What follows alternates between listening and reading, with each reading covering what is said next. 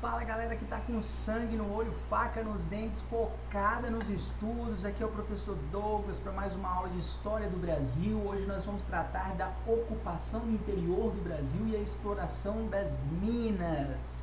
Participação lá dos bandeirantes, as entradas, as monções e como que o território brasileiro foi configurado, a ocupação do território brasileiro foi configurado a partir ali dos limites do Tratado de Tordesilhas. Por exemplo, a partir de 1494, o Tratado de Tordesilhas ele dividiu o território americano em América Portuguesa e América Hispânica.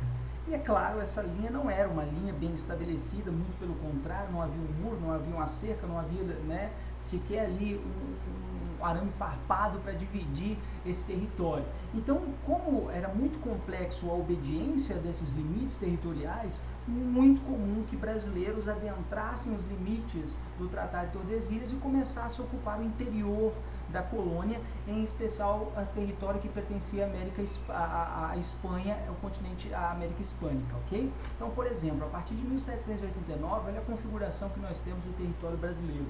A partir de 1889, proclamação da República, olha como é que está o território brasileiro. A partir de 1943, olha como é que está o território brasileiro, né?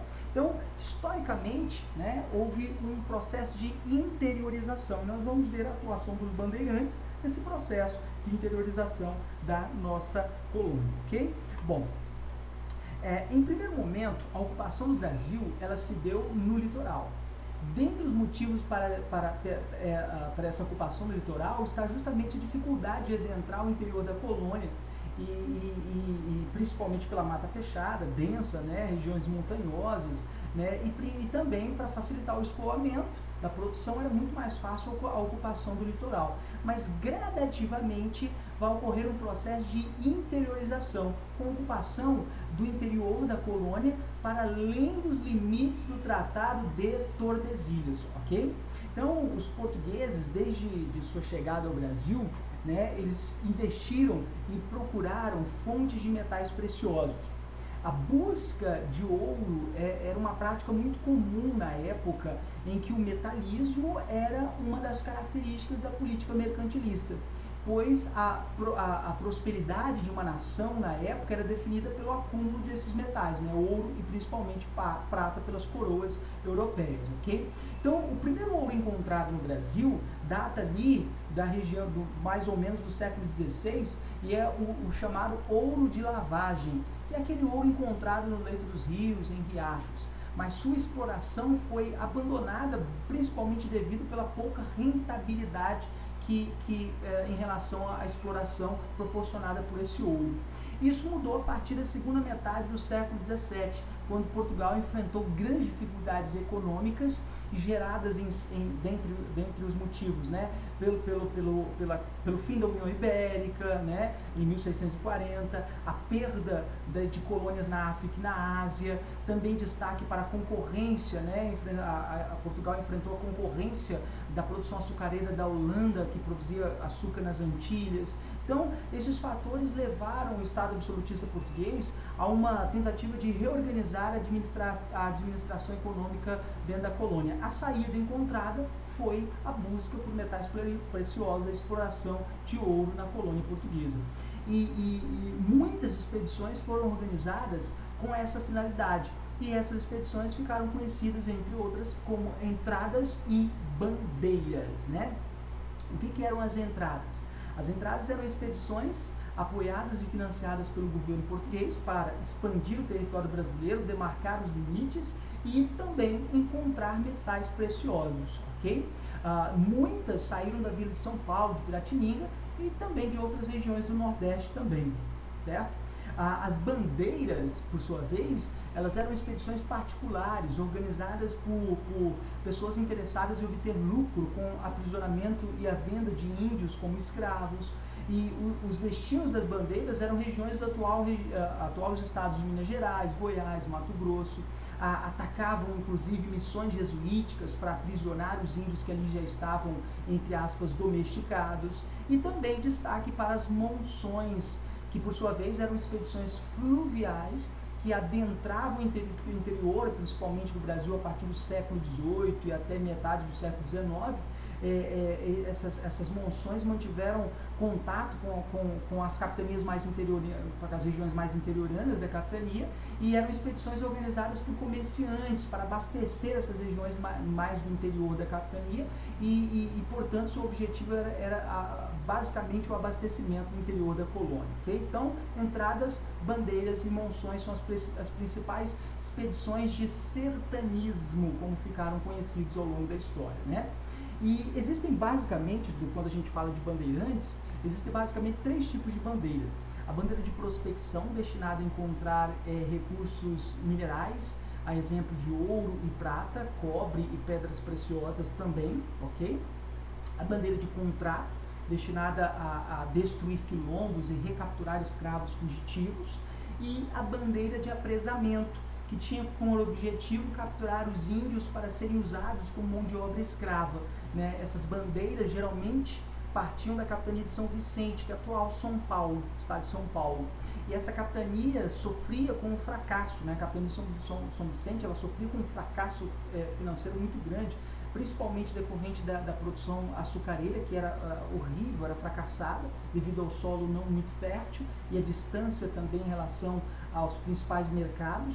E apresar os índios e vender como escravos apareceu ali como uma espécie de uma solução para resolver os problemas econômicos da capitania de São Vicente. Então, as expedições, exemplo das bandeiras, seguiam pela mata em trilhas indígenas e por rotas fluviais, algumas também. E em São Paulo, muitos partiram pelo rio Tietê, que dava acesso ao interior do sertão brasileiro, ok? E nessas viagens, eles levavam apenas mantimentos básicos, esses bandeirantes, como cabaças cheias de sal, farinha, né, feita de mandioca ou milho, né. Os bandeirantes complementavam a alimentação com a caça, com a pesca, frutas silvestres, né, raízes de algumas plantas. E quando os bandeirantes, as bandeiras percorriam lugares mais longínquos, né, eles saqueavam as roças dos indígenas, feijão, milho e também mandioca. Mesmo assim, a fome era uma condição presente ao longo desse caminho. Ao entrarem no sertão em busca de riquezas e de indígenas, né, para aprisionar, os bandeirantes contribuíram direta e indiretamente para ampliar as fronteiras da América Portuguesa. Então, a bandeira do português Antônio Raposo Tavares, por exemplo, organizada ali em 1648 aproximadamente, atingiu a região da Amazônia, território que pertencia aos espanhóis, né? Segundo os limites do Tratado de Tordesilhas. A expedição seguiu ali o rio Tietê em direção aos rios Paraná, Paraguai, alcançou o rio Amazonas, terminando em Belém, no Pará, para você ter uma ideia. Então, o Raposo Tavares foi um dos bandeirantes que mais contribuiu para esse processo aí de interiorização, ocupando regiões aí do Vale Amazônico, ok? E o dia 14 de novembro é conhecido no Brasil como o Dia dos Bandeirantes. E aí fica aquela incógnita aí na historiografia brasileira e também no imaginário popular, se os bandeirantes eles são heróis ou vilões. E na história, vocês sabem, a história não busca verdades absolutas, mas sim interpretar o passado, esse é o objetivo da história, e portanto, é possível tanto argumentar que foram heróis, como também vilões. Eles foram heróis por terem sido os primeiros desbravadores a adentrarem os limites do interior da colônia, enfrentando adversidades como doenças, fome, animais, mata fechada, e contribuíram para a construção, para a ampliação dos limites territoriais brasileiros, para a construção das nossas atuais fronteiras, para vocês terem uma ideia. E podem ser vistos também como vilões pela maneira com que agiam, pela maneira violenta com que agiam, eram cruéis, sanguinários, saqueavam aldeias indígenas, matavam crianças, violentavam mulheres, escravizavam os índios. Então, por esse aspecto, eles podem sim ser tratados como vilões. Em São Paulo, a historiografia paulista costuma valorizar demasiadamente o papel dos bandeirantes. Inclusive, em São Paulo, existe um monumento aos bandeirantes, um monumento às bandeiras, foi criada lá em 1984, né? É um desses símbolos da nação. Os bandeirantes se tornaram símbolos de São Paulo, né? Se tornaram nome de avenidas, de ruas, bairros, enfim, né? Bom, outro elemento importante é que esses bandeirantes contribuíram, claro, para a descoberta de ouro, né? Entre os historiadores não há um consenso sobre o local e a data exata da descoberta de ouro em especial.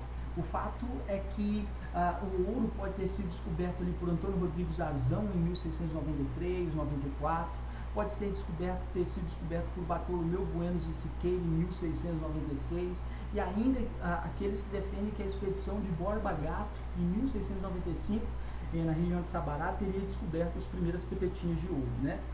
O que podemos afirmar é que o ouro, a evidência de ouro mais certa está ali no final do século XVII, com os paulistas descobrindo as primeiras jazidas auríferas na região das Minas Gerais, que era no interior da capitania do Espírito Santo, que na época não existia Minas Gerais. O ouro descoberto na colônia é do tipo de aluvião, que é em pepitas ou em pó. Era encontrado geralmente no leito dos rios. Na exploração atuavam os faiscadores, que exploravam o ouro as margens e os barrancos desses rios. Essa garimpagem era muitas vezes individual, de uma maneira muito rudimentar, que permitia que até escravos pudessem fazê-las e juntar o ouro para recursos para comprar sua alforria. Já as lavras eram grandes minas, com grande número de escravos, com grande emprego de tecnologia e grande produção. Okay? A descoberta do ouro na colônia trouxe um certo alívio às finanças de Portugal. Para organizar essa exploração e evitar o contrabando, a coroa impôs à colônia, né, rígidas regras e estrutura administrativa e controle dessa região mineradora. E a descoberta de cada lavra, por exemplo, tinha que ser comunicada ao governo. A exploração da área era permitida e autorizada mediante uma autorização especial. Milhares de pessoas, por exemplo, né, se destacavam-se e procuravam ouro nessa região mineradora, e depois de registrada a mina, ela era dividida em lotes, conhecidos como datas, e o descobridor podia escolher duas principais datas, o terceiro ficava com o rei e as demais eram sorteadas entre os pretendentes que deveriam possuir escravos. A Intendência das Minas foi criada em 1702 e ela foi o órgão criado para cobrar impostos, administrar, ou seja, superintender todo o serviço de mineração. A intendência compunha-se de um superintendente, a quem cabia a supervisão geral do trabalho, um guarda-mor que fazia a repartição e a fiscalização das jazidas entre os mineradores para coibir o contrabando, por exemplo, cobrar impostos. Em lugares afastados, os intendentes nomeavam os chamados guarda-menor, né, que ficavam ali responsáveis pela fiscalização da mineração. Dentre os impostos pagos à Intendência das Minas estão o quinto, que é considerado que é o equivalente a 20% do ouro, né, encontrado, a captação, que era o imposto por escravo, equivalente a 17 gramas de ouro por escravo, e a finta, que era a exigência mínima da meta de 100 arrobas de ouro encontrada por ano, aproximadamente aí 1.500 quilos de ouro que deveriam ser enviados anualmente para Portugal, né? E na segunda metade do século XVIII houve um rápido esgotamento dessas minas, e para ser um fato, dentre outras coisas, pela mineração predatória.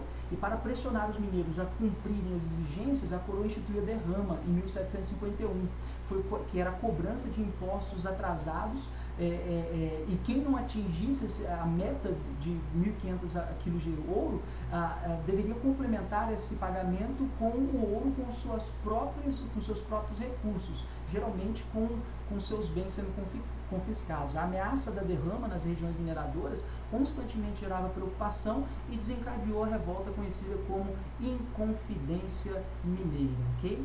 Muito comum também, a maior dificuldade da coroa portuguesa era combater o contrabando de ouro, e aí os mineradores entregavam todos os meios para